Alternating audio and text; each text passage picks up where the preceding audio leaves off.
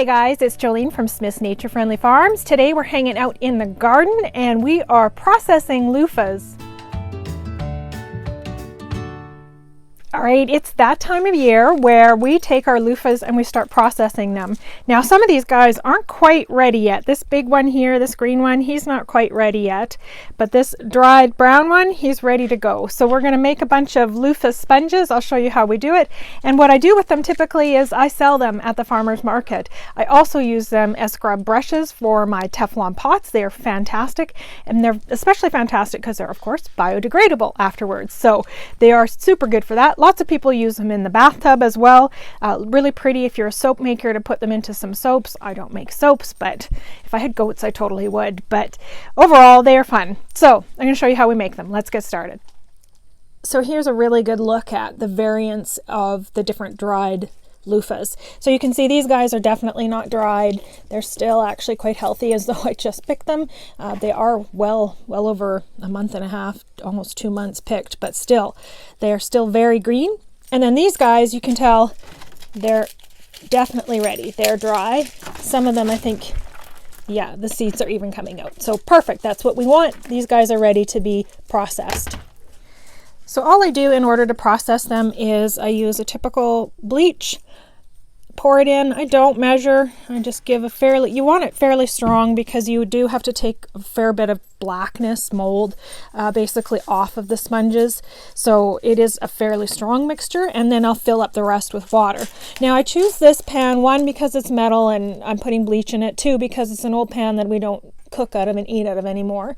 And three, because it's long, which allows me to put the whole loofah within it without having to cut it up too much. I prefer to cut it up after it's cleaned afterwards. So we're just going to add some water to fill up our pan. And if once you're soaking them, if you find that they're not whitening enough, by all means, just apply some more bleach to the water. No thunder. I let a nose in there thinking it might be drinkable.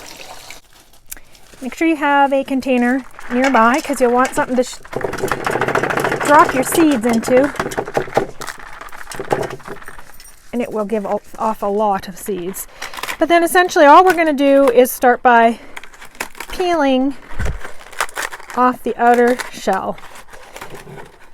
And when you get it all peeled off, it'll be ready to be placed in our water. So I'm not going to make you watch me peel an entire loofah. You can see what I'm doing, and I'll show you when it's all done. So here it is, all completely and utterly peeled, and we want to try and get out some of the seeds.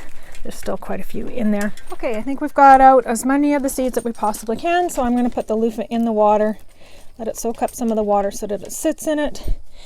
And you can see that it's obviously not covering it, so I will have to roll it around.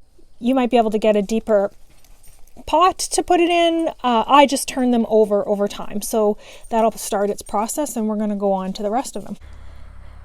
All right, we got them all peeled and in the pan. Some of these may not turn out. Some spots might be so molded that they may not work. Generally, if they dry out on the vine, I find I have much better success with the overall quality and the less mold on them in general. But sometimes you end up having to bring them in because of the season it's too late in the season and you don't want them to freeze. So okay, I'm going to show you guys how it's changed in a little over 24 hours. It's been probably about 32 hours that I've had them soaking. You don't normally need to soak them that long, but I had to work yesterday, so I couldn't. So let's just turn them over. You can see how bright that color is. So even though they have molded, they can still turn into a beautiful, like that one was terrible. They can still turn into a beautiful loofah sponge. It all depends on the strength of your bleach, how long you leave them in, and they'll get nice and clean.